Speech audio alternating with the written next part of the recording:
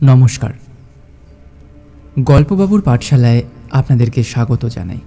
আজকের গল্প সত্যজিৎ রায়ের ডুমনিগড়ের মানুষ খেকো। চলুন তাহলে আজকের গল্পটি শুরু করা যাক। ডুমনিগড়ের মানুষ খেকো। গল্প পাঠে বাপি। আমি তখন ছিলাম ডুমনিগড় নেটিভ স্টেট ম্যানেজার, বললেন তারুণী খুড়ো। ডুমনিগড় ম্যাপে আছে? জিজ্ঞেস করল ন্যাপলা। ন্যাপলার মুখে কিছু আটকায় না। তোর কি ধারণা, ম্যাপে যা আছে তার বাইরে আর কিছু নেই? চোখ কান কুঁচকে বিস্ময় আর বিরক্তি দুটোই একসঙ্গে প্রকাশ করে বললেন তারুণী খুড়ো। ম্যাপ তৈরি করে কারা? মানুষে তো।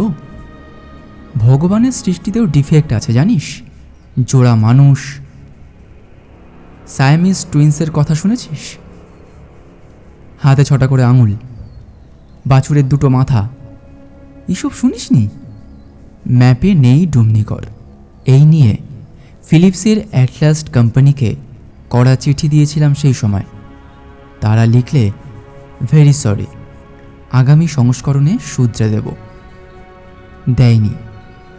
দেয়নি যে সেটা স্রেফ গাফিলতি। ডুমনিগড় হচ্ছে মধ্যপ্রদেশের বাঘেলখণ্ডে, মাইহার অবধি ট্রেন, তারপর 132 কিলোমিটার পূবে গাড়িতে। হলো? ন্যাপলা চুপ মেরে গেল। আমরাও বাঁচলাম, কারণ তারিণী খুড়োর গল্প শোনার আগ্রহ আমাদের সকলের সমান, ন্যাপলারও। খুড়ো আসলে আমাদের কেউ হন না, তবে খুব ছোটবেলা থেকেই দেখে আসছি উনি মাঝে মধ্যে আসেন আমাদের বাড়িতে।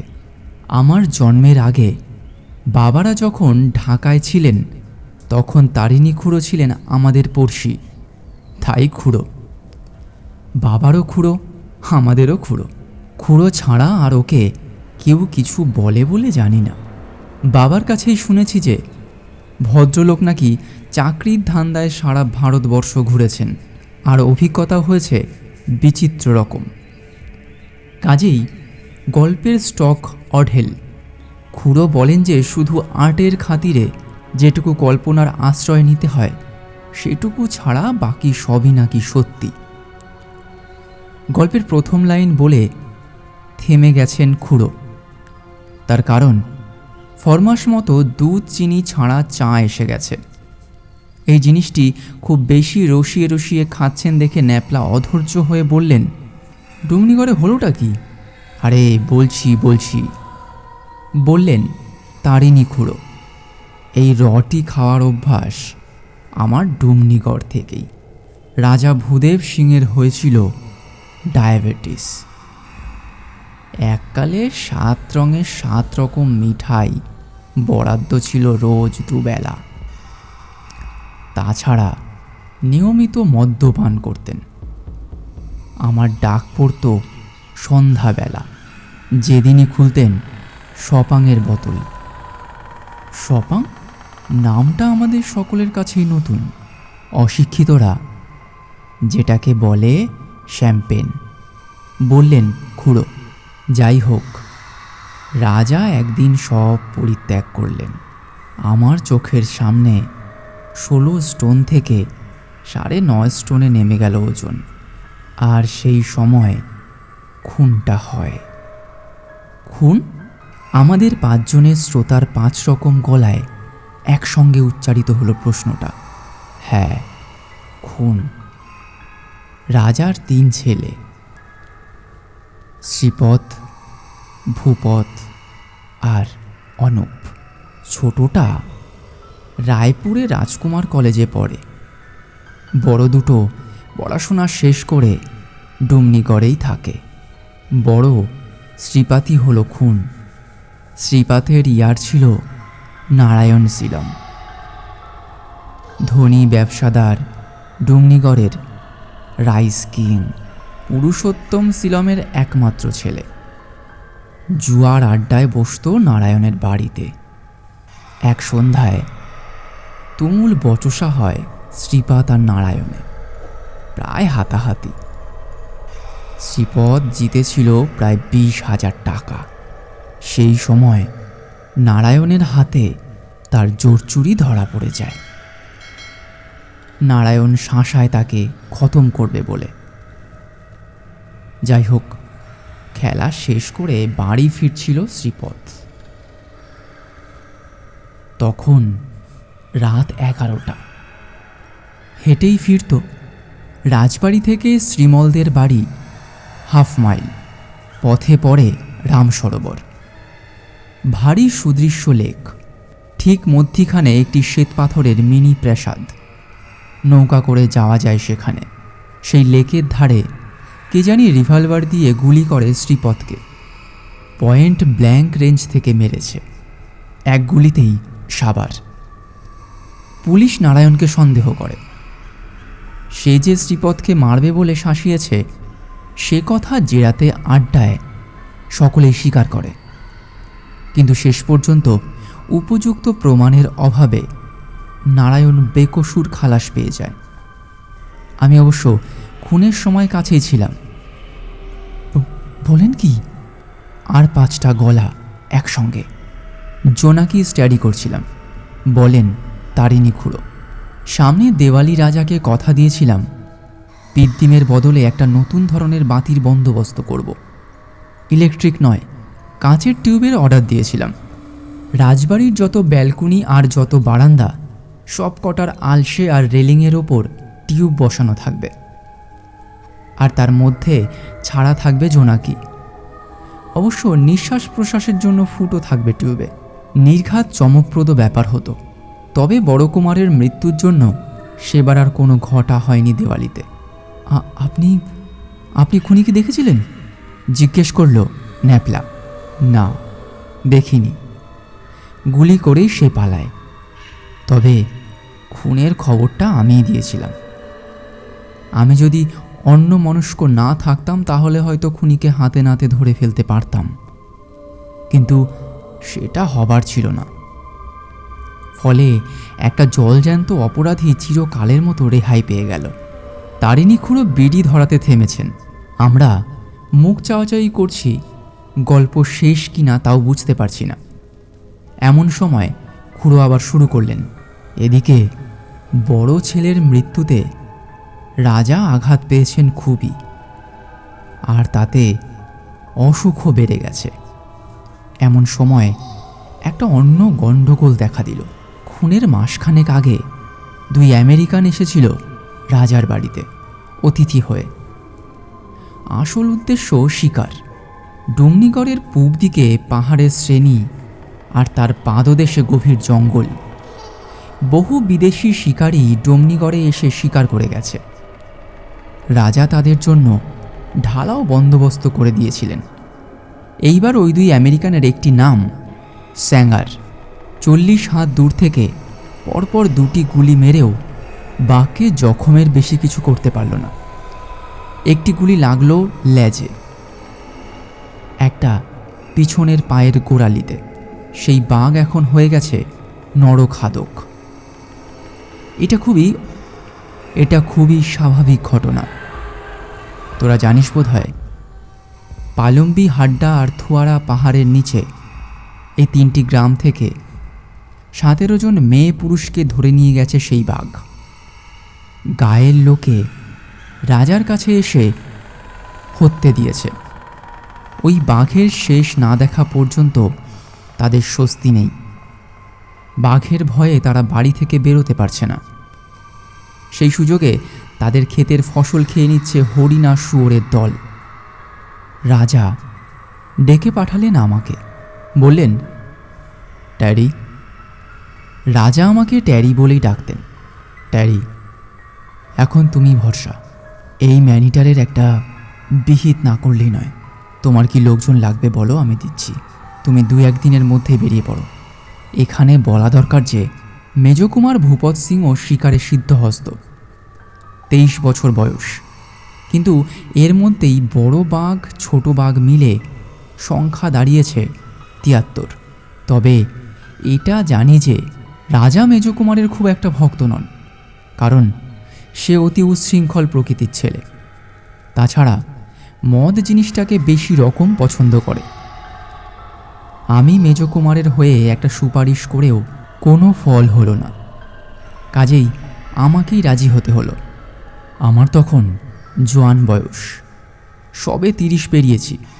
চোখে মাইনাস পাওয়ারের পুরো চশমা সত্ত্বেও অব্যর্থ টিপ। কর্নেল হোয়াইটহেড নিজে হাতে বন্দুক চালানো শিখিয়েছেন আজমিরে থাকতে। যেখানে উৎপাতটা হচ্ছে সেখানে পৌঁছতে হলে একটা ছোট নদী পেরোতে হয়। সে নদীর নাম লুঙ্গি। কেন জিজ্ঞাসা করিস না ন্যাপলা, কারণ উত্তর আমি জানি না। এই লুঙ্গিরই পাশে একটা অশ্বত্থ গাছের তলায় মাস 4 হলো এক বাবাজি এসে আস্থানা গেড়েছেন। এ খবর আমরা সকলেই পেয়েছি। রাজার আবার হলিম্যানে খুব বিশ্বাস। বলে দিলেন যাবার সময় আমি যেন একবার দেখে যাই। রাজা শুনেছেন বাবাজির কাছে নাকি অন্যরকম ওষুধ আছে। যদি ডায়াবেটিসের কোনো ওষুধ বলতে পারেন আমি যেন সেটা জেনে যাই। জানুয়ারি মাস, প্রচণ্ড শীত পড়েছে সেবার। তারই মধ্যে 2টি বেয়ারা সমেত বেরোবার সব রকম তোড়জোড় করে ফেললাম। রাজার কাছে বিদায় নিতে গিয়ে দেখি মেজ কুমার বসে রয়েছেন তার ঘরে। বুঝলাম একটা কথা কাটাকাটির মাঝখানে গিয়ে পড়েছি। রাজা তখনও হাঁপাচ্ছেন এবং আমার সামনেই মেজ কুমারকে কড়া কথা শুনিয়ে তাকে ঘর থেকে বিদায় করে দিলেন। বেরোবার মুখে কুমার আমার প্রতি যেন দৃষ্টি হানলেন। সেটা মোটেই প্রসন্ন নয়। বুঝলাম তাকে বাদ দিয়ে আমাকে বাগ মারতে পাঠানো হচ্ছে, সেটা আদেও মনপ্রুত নয়। তবে সিদ্ধান্তটা তো আমার নয়, সেটার জন্য দায়ী স্বয়ং রাজা ভূদেব সিং। কাজেই আমার ওপর চোখ রাঙানোর কারণটা বোধগম্য হলো না। লুঙ্গি নদী ডুমনিগড় থেকে 32 মাইল, অর্থাৎ আজকের হিসেবে 50 কিলোমিটার। তখন দ্বিতীয় মহাযুদ্ধ চলছে। তবে ডুমনিগড়ে জিপ আসেনি। রাজার একটা পুরনো ফোর্ট ছিল, সেটা খুব মজবুত। তাতে করেই পৌঁছে গেলাম 1 ঘন্টার ভিতর। শিকারের জন্য যাবতীয় যা কিছু দরকার সবই সঙ্গে এসেছে। নদী পেরিয়ে আবারও যেতে হবে 17 মাইল। তার জন্য ফরেস্ট ডিপার্টমেন্টের গাড়ি থাকবে ওপারে, রেঞ্জার নিজেও থাকবেন। আমরা গিয়ে উঠব ফরেস্ট রেস্ট হাউসে। অবশ্য ওপারে যাওয়ার আগে একটা কর্তব্য সারতে হলো। উদাস বাবার আশ্রমে একবার ঢু দিতে হলো। গেরুয়াধারী বাবাজি শিষ্য শিষ্যা পরিবেষ্টিত হয়ে পর্ণকুটিরের সামনে বাঁকছালের উপর বসেছেন। সামনে ধুনো জ্বলছে। চেহারাটি বেশ ভক্তি উদ্রেককারী। দাড়িগোপ জটা সত্ত্বেও অনেক সাধুর চেয়ে বেশি পরিষ্কার পরিচ্ছন্ন। জঙ্গলি ভাব একেবারেই নেই। সাধু আমাকে দেখেই স্মিত হাস্য করে আইয়ে এই বলে তার সামনে একটা জায়গা দেখিয়ে দিলেন। আমি গিয়ে বসলাম। সাধু চেয়ে রইলেন আমার দিকে। ঠোঁটের এক কোণে যেন স্মিত হাসির রেশ। মনে মনে ভাবছি এত দেখার কি আছে। এমন সময় বাবাজি হঠাৎ বলে উঠলেন, বাঙালি, এবং যেভাবে উচ্চারণ করলেন তাতে বুঝলাম উনি নিজেও বাঙালি। এতে অবাক হলাম বই কি, কারণ যেদিন থেকে বাবাজি আস্থানা গেড়েছেন সেদিন থেকেই শুনছি ওনার কথা, কিন্তু কেউ বলেননি উনি বঙ্গ সন্তান। কি চাস তুই? এখানে বলে রাখি, বাবাজিদের এই হোলসেল তুইতকারী ব্যাপারটা আমি মোটেই বরদাস্ত করতে পারি না। তাই এহেন প্রশ্ন শুনে ধা করে মাথায় রক্ত উঠে গেল। বললাম, রাজার অনুরোধে তোর সঙ্গে দেখা করতে এলাম। বাবা কিন্তু আমার মুখে তুই শুনে মোটেই বিরক্ত বা বিচলিত হলেন না, বরং এবার যে কথাটা বললেন তাতে আমি হকচকিয়ে গেলাম তো বটেই, সেই সঙ্গে বেশ খানিকটা নর্মও হয়ে গেলাম। রাজার জন্যে আমি ওষুধ দিয়ে দিচ্ছি। বলিস চিন্তার কিচ্ছু কারণ নেই, অসুখ সেরে যাবে। তবে পুত্রশোক থেকে রেহাই নেই। বড়টা গেছে, পরেরটাও যাবে। ছোটটি ভালো ছেলে, সেই বাপের মুখ রাখবে। তবে রাজত্ব নেই কপালে, কারণ রাজা আর থাকবে না দেশে। দেশ স্বাধীন হয়ে যাবে। আমি কি বলবো ভেবে পাচ্ছিলাম না।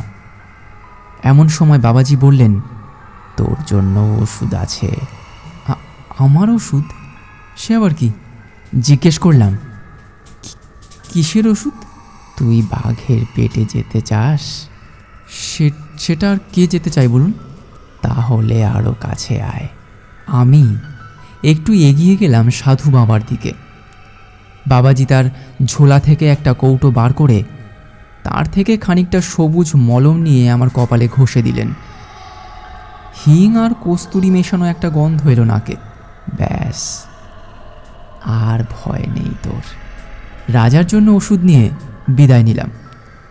মনে মনে বললাম, বাবাজির ক্ষমতা অসীম, কারণ আমার কাছ থেকে তুই থেকে আপনি সম্বোধন আদায় করে নিতে লেগেছে ঠিক 2 মিনিট। রেস্ট হাউসে পৌঁছে গেলাম আধ ঘন্টার মধ্যে। গিয়ে দেখি সব ব্যবস্থা হয়ে আছে। আমি আসছি সে খবর আগেই পৌঁছে গেছে। 3 গায়ের 3 মোড়ল এসেছে আমার সঙ্গে দেখা করতে। বললাম, আমার যদ্দূর সাধ্য আমি করব। শীতকালের দিন ছোট, তাই 4:30-র মধ্যে বনমোরগের রোস্ট খেয়ে বেরোবার জন্য তৈরি হয়ে গেলাম। স্থানীয় শিকারী সুখদেও তেওড়ি আমাকে সাহায্য করেছে। সে মাচা বাঁধার জন্য কাঁচ বেঁধে রেখেছে। সমতল জমি যেখানে শেষ হয়ে পাহাড় শুরু হয়েছে সেই রকম একটা জায়গায়। কাছাকাছির মধ্যে বাঘের পায়ের টাটকা ছাপ পাওয়া গেছে। একটি মোষও কেনা হয়েছে টোপ হিসাবে। সব মিলিয়ে ব্যবস্থা ভালোই। আমি একাই থাকবো পাহাড়ায়। সকালে শিকারি ও কুলির দল এসে আমায় মিট করবে। তার মধ্যে যদি কাজ সারা হয়ে যায় তো ভালোই, নইলে কাল সন্ধে থেকে আবার বসতে হবে। এভাবে কতদিন চলবে জানা নেই। রেস্ট হাউস ছাড়বার মুখে আরেকটা গাড়ির আওয়াজ পেলাম। এই আওয়াজ আমার চেনা। এ হলো মেজ কুমারের। ব্যাপারটা কি? মেজ কুমার গাড়ি থেকে নেমেই কারণটা জানিয়ে দিলেন। বললেন, বাবাকে বলে রাজি করিয়েছেন, তিনি আমার সঙ্গে নরখাদকদের সন্ধানে যাবেন। এমন একটা গুরু দায়িত্ব শুধু একজনের উপর দেওয়ার কোনো মানেই হয় না। দাদার মৃত্যুতে বাবার বুদ্ধি শুদ্ধি সব লোপ পেয়েছে। কথাটা শুনে আমার মোটেই ভালো লাগলো না। রাজা সত্যি অনুমতি দিয়েছেন কিনা জানবার কোনো উপায় নেই। আমার ধারণা তিনি বারণই করেছেন, কিন্তু ঈর্ষাবশত উনি নিজেই চলে এসেছেন। কি আর করি, মনিবের সন্তান, তার সঙ্গে তো আর ঝগড়া চলে না। তখনই তেওয়ারিকে বলে একটা দ্বিতীয় মাচার বন্দোবস্ত করা হলো। তবু ভালো যে মেজ কুমার তার নিজের জন্য শিকারের সব সরঞ্জাম সঙ্গে এনেছিলেন। দুজনে গিয়ে উঠলাম মাচাতে। আমারটা শিমুল গাছ, ওনারটা বাদাম। আমাদের রেখে দল ফিরে গেল। আমরা রাত্রি জাগরণের জন্য তৈরি হলাম। নিচ থেকে যাতে বাঘ বুঝতে না পারে তার জন্য 2টো মাচার নিচেই লতা পাতা দিয়ে ক্যামোফলেজ করা হয়েছে। ব্যবস্থা পাকাপোক্ত। কুমার দেখি মাচায় উঠে ব্র্যান্ডির বোতল খুলেছেন। আমি ইশারায় তাকে বারণ করার চেষ্টা করলাম, তিনি আমার দিকে চেয়েও চাইলেন না। অন্ধকারটা যেন একটু আগে হলো। মনে করে আকাশের দিকে চেয়ে গাছের ফাঁক দিয়ে দেখি কালো মেঘ দিগন্ত ছেয়ে গেছে। 6টা নাগাদ বিদ্যুৎ ও বজ্রপাতের সঙ্গে মুষলধারে বৃষ্টি নামল। বাঘ বৃষ্টির তোয়াক্কা করে না, শিকারীরও করা উচিত নয়, কিন্তু শীতকালের বৃষ্টি বলেই বোধহয় অনুভব করলাম ওভারকোট ভেদ করে বরফের মতো ঠান্ডা জল আমায় কাঁপুনি ধরিয়েছে। এমনিতে আমার অসুখ বিসুখ হয় না বললেই চলে, কিন্তু সর্দি জিনিসটাকে আমি বড় ভয় পাই। এটা চিরকালের ব্যাপার। যখন একটা হাঁচি হলো তখন প্রমাদ শুনলাম মাচায় বসা শিকারীর পক্ষে হাঁচি কাশি যে কি সর্বনাশের ব্যাপার তা বোধ হয় তোদের বুঝিয়ে বলতে হবে না। তাছাড়া হঠাৎ মনে পড়ে গেল ছোটবেলায় এক জ্যোতিষী বলেছিলেন আমার অপঘাতে মৃত্যু হতে পারে। একে বাজ পড়ছে, তার উপর গাছের উপর বসা। পরিস্থিতিটা মোটেই ভালো লাগলো না। এবার কুমারকে ইশারা করে জানালাম আমি মাচা থেকে নেমে পড়েছি। আজ আর ম্যান ইটারের সঙ্গে মোকাবেলা হবে না, কারণ এই হাঁচি কাশি শুনে তিনি আর এ তল্লাটে আসবেন না। নিচে মোষটা জলে ছটফট করছে, আর গলায় বাঁধা ঘণ্টা অনবরত টিং টিং শব্দ করছে। মাচা থেকে নামতে নামতে মনে হলো মেজকুমারের ভাগ্য ভালো, নরখাদক সংহারের ক্রেডিটটা হয়তো তিনি একাই পাবেন। আমার এখন আশ্রয় নেওয়া ছাড়া গতি নেই। এই বৃষ্টিতে আরও ভিজলে নিউমোনিয়া অবধারিত। জঙ্গলের দুর্ভেদ্য অন্ধকারে বিদ্যুতের ঝলকানি মাঝে মাঝে পথ দেখিয়ে দিচ্ছে। আমি টর্চের সাহায্য না নিয়েই এগিয়ে চললাম, যেদিকে পাহাড় সেই দিকে। হাতে বন্দুক নিয়েছি, কারণ সেটার যে প্রয়োজন হবে না এমন কোনো গ্যারান্টি নেই। পাহাড়ের গায়েও গাছপালা ঝোপঝাড়ের অভাব নেই। তারই মধ্যে দিয়ে হাঁচড় পাঁচড় করে উঠে গিয়ে হঠাৎ সামনে একটা ঘোর অন্ধকার কি যেন এসে পড়ল। বিদ্যুতের আলোতে যখন সে অন্ধকার দূর হলো, তখন বুঝলাম এটা একটা গুহার মুখ। গিয়ে ঢুকলাম ভিতরে। মাথার উপর বাড়ি বর্ষণ দূর হলো, বাঁচা গেল। শেল্টার পেয়ে গেছি। পকেট থেকে টর্চটা বার করে সামনে ফেলে বুঝলাম গুহার অপর দিকের দেওয়াল টর্চের আলোর নাগালের বাইরে। কম করে 500 লোক ওই গুহায় আশ্রয় নিতে পারে। আলোতেই দেখলাম সামনে একটা মাঝারি অন্ধকার পাথরের চাই। সেটাতে পিঠ দিয়ে বসলাম গুহার মেঝেতে। বাইরে সমানে বৃষ্টি হয়ে চলেছে। বিদ্যুতের আলোতে বুঝতে পারছি পাহাড়ের গা দিয়ে জলের ধারা নেমে এসে গুহার মুখের সামনে একটা ছোট জলপ্রপাতের সৃষ্টি হয়েছে। পকেটে সিগারেট দেশলাই ছিল। সেটা এই অবস্থায় ব্যবহারযোগ্য হবে কিনা ভাবছি। এমন সময় তড়িৎ ঝলকানিতে একটা ব্যাপার দেখে চমকে উঠলাম।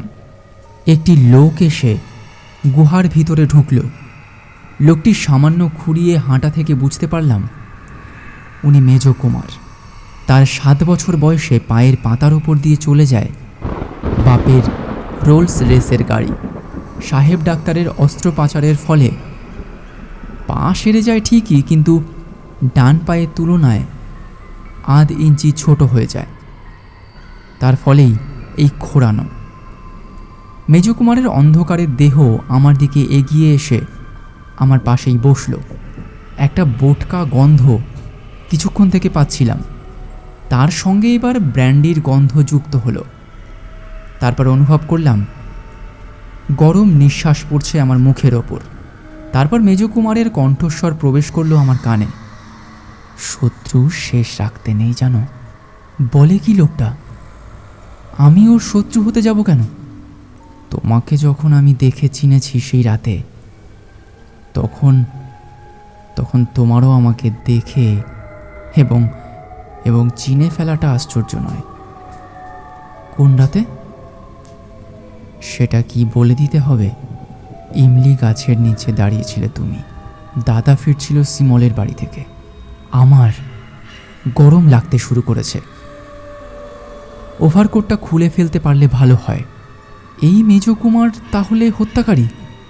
নারায়ণ শ্রীমল নয়? দাদাকে হটিয়ে নিজের গদিতে বসার লোভ, যেমন আরও অনেক রাজপরিবারই হয়ে থাকে। কিন্তু আমায় সে চিনল কি করে সেই রাতে? উত্তর এলো মেজকুমারের মুখ থেকেই। ত্রয়োদশী রাত, ত্রয়োদশীর চাঁদ উঠেছিল তখন। তোমার চশমার কাঁচ চকচক করছিল সেই আলোতে। এত পুরু কাঁচ ও তল্লাটে আর কারণ নেই। আমি চুপ করে আছি। আমার চোখের পাওয়ার -9। এই চশমাটাই আমাকে বিট্রে করল। একটা খুট করে শব্দ পেলাম। মেজকুমার টোটা ভরা রাইফেল উঁচিয়ে উঠে দাঁড়িয়েছে। মেজকুমার ও আমার মধ্যে ব্যবধান 2 হাতের। ওই বাঘমারা 12 বোরের আগ্নেয় অস্ত্র এই দূরত্ব থেকে আমার উপর প্রয়োগ করলে আমার দেহ শত টুকরো হয়ে ছড়িয়ে পড়বে গুহার চারিদিকে। কিন্তু ওটা কি? একজোড়া জ্বলন্ত মার্বেল এগিয়ে আসছে আমার দিকে মেজকুমারের পিছন থেকে, আর তার সঙ্গে সেই বোটকা গন্ধটা। বিদ্যুতের আলোতে বন্দুকের ইস্পাতের নল ঝিলিক দিয়ে উঠল, আর পর মুহূর্তে একটা ভারী ধাতব শব্দ বুঝতে পারলাম বন্দুক গুহার মেঝেতে আঁচড়ে পড়েছে। একটা গোঙানির শব্দ, ক্রমে দূরে সরে গেল, আর সেই সঙ্গে জ্বলন্ত মার্বেল দুটো। আমি কাঠ হয়ে বসে রইলাম। ক্রমে বজ্রবিদ্যুতের তেজ কমে এলো, বৃষ্টির শব্দ থেমে এলো, কিংবা হয়তো জ্বর ছিল শরীরে। এই ঘটনার কিছুক্ষণ পরেই ঘুমিয়ে পড়ি।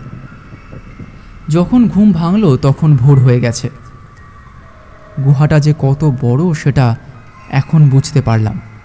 আমি যেদিকে বসা তার বিপরীত দিকে দেওয়ালের সামনে পড়ে আছে মেজকুমারের আধ খাওয়া মৃতদেহ, কিন্তু নরখাদকের কোনো চিহ্ন নেই। গুহার বাইরে একটা পাথর খণ্ডের আড়ালে ঘাপটি মেরে বসে রইলাম হাতে বন্দুক নিয়ে। একটু খুঁতখুঁত ভাব মনে হলো, কারণ এটা জানি যে বাঘ সুযোগ পেয়েও আমাকে খায়নি, সেটা বাবাজির মলমের জন্য হোক বা অন্য কোনো কারণেই হোক। শুধু তাই নয়, আমাকে নিশ্চিত মৃত্যুর হাত থেকে সে রক্ষা করেছে। তবে গ্রামের লোকেরা যে লাঞ্ছিত সে কথা তো মিথ্যে নয়। তাই মন থেকে মমতা দূর করে দাঁতে দাঁত চেপে বসে রইলাম।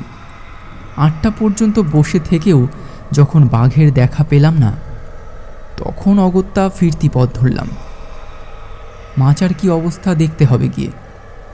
সেখানে চায়ের ফ্লাস্ক, জলের বোতল, বালিশ, কম্বল ইত্যাদি অনেক কিছুই রয়েছে।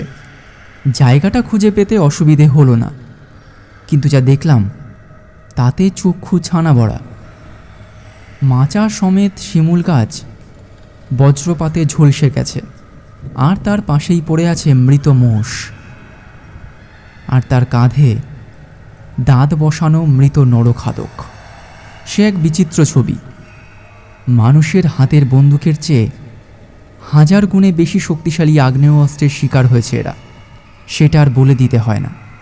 ফেরার পথে বাবাজিকে ধন্যবাদ দিতে গিয়েছিলাম, কিন্তু তার সঙ্গে দেখা হলো না।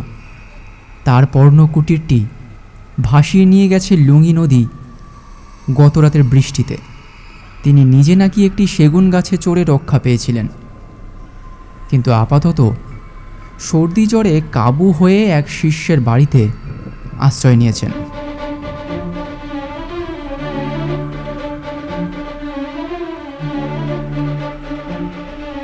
অসংখ্য ধন্যবাদ আমাদের গল্পটি শোনার জন্য। আমাদের এই পর্বটি আপনাদের কেমন লাগলো আমাদেরকে জানাতে ভুলবেন না। আপনাদের একটা কমেন্টস আমাদেরকে আরও উৎসাহিত করে তুলবে। আমাদের গল্পটি ভালো লাগলে সাবস্ক্রাইব করে আমাদের সাথে থাকুন। ধন্যবাদ।